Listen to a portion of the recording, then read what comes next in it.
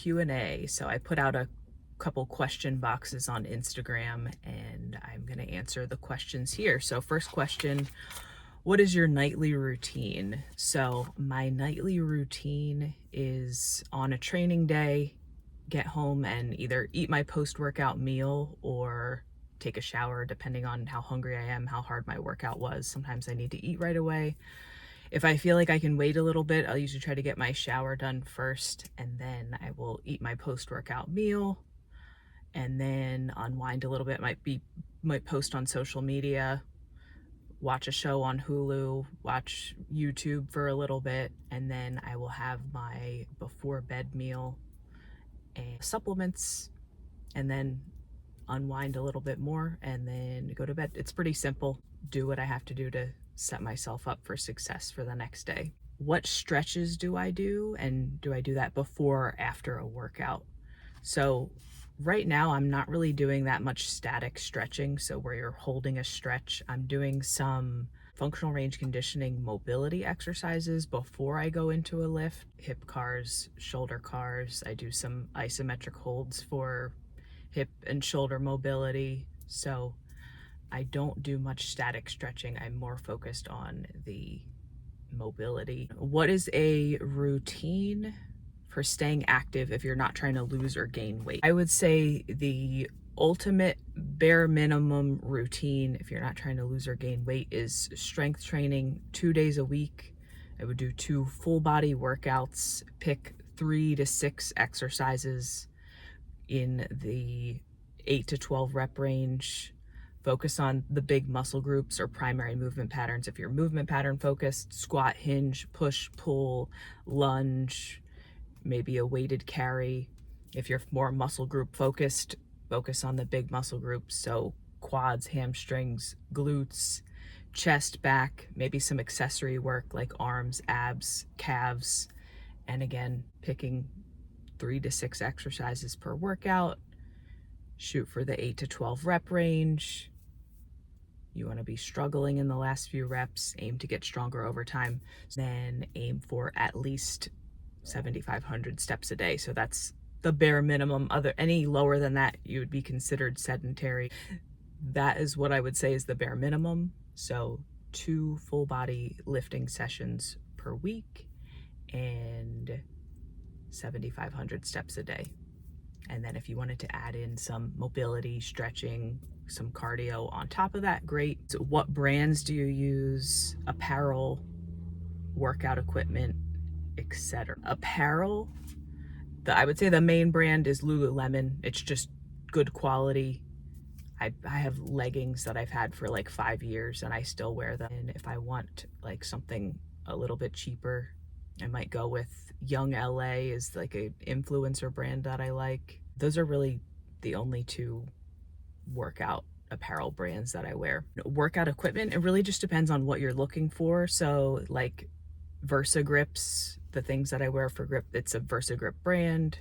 If I wanted to look at like resistance bands or something like that, I know Rogue Fitness has good options. Elite FTS, that's another website with good options. But again, it just depends on what type of equipment is going to dictate what brand I would choose, because I would just go with the brand that makes the best variation of that. But most of the equipment I use is in the gym. If you could have a gym session with anyone in the world, who would it be? I would say Mike Israetel. I'm aligned with his philosophy as far as like his focus on hypertrophy, and he's funny.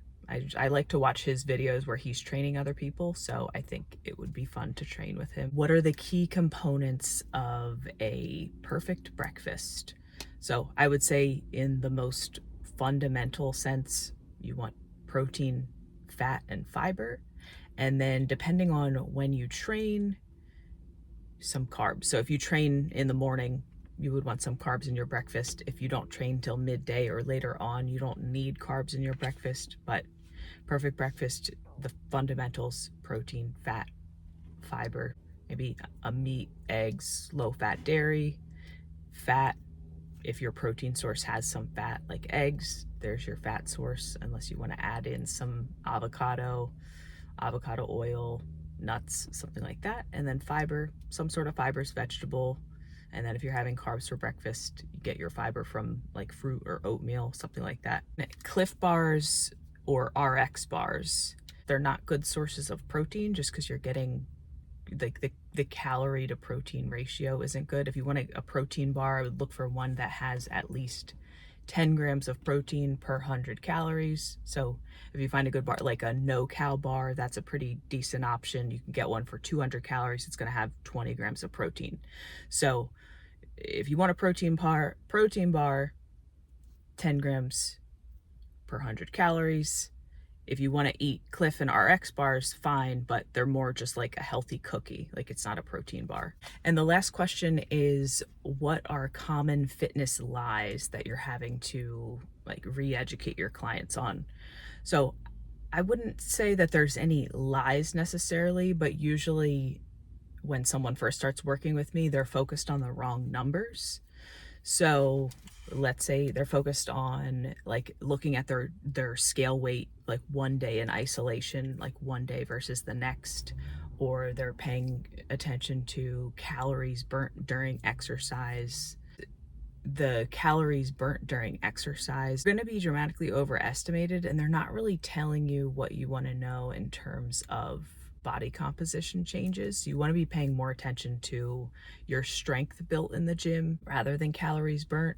And then if you're trying to lose weight, you want to be focused more on tracking your calorie intake rather than the calories burnt during exercise. So exercise can contribute to that calorie burn, but you're just going to be much more productive at losing weight if you're tracking your calorie intake, tracking your protein intake, so shifting that focus. And then as far as the scale weight is concerned, focused more on taking your scale weight every day and comparing weekly averages over time rather than looking at any one day in isolation, because day to day it's going to fluctuate based on water, and that doesn't really tell you what's actually happening as far as fat loss is concerned. You want to be paying attention to not only weight averages but also your measurements, especially your waist measurement, taking your progress pictures if body composition is important to you, so you could look dramatically different. You can see muscle mass changes, fat loss changes in pictures that the scale and sometimes even measurements don't really show. So it's not necessarily lies that I'm educating on, but rather shifting the focus to the right metrics so we can make sure we're managing the right variables. All right, so that's all my questions. Hope you enjoyed. If you have any other questions, feel free to drop them in the comments and I will give you an answer.